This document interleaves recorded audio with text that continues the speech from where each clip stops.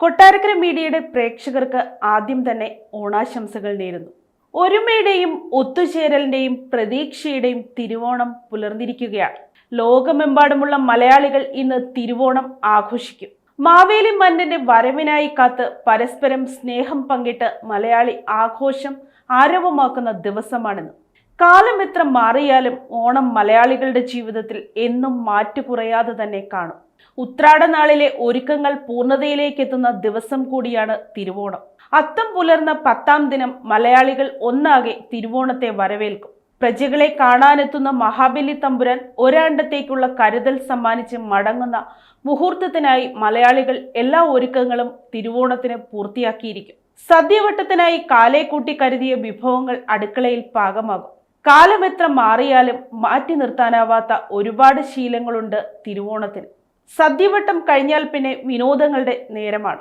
നാട് എത്ര മാറിയെന്ന് പറഞ്ഞാലും ഇപ്പോഴും മിക്കയിടങ്ങളിലും ഓണപരിപാടികൾ നടത്താൻ മലയാളികൾ സജീവമായി മുന്നിൽ തന്നെ കാണും.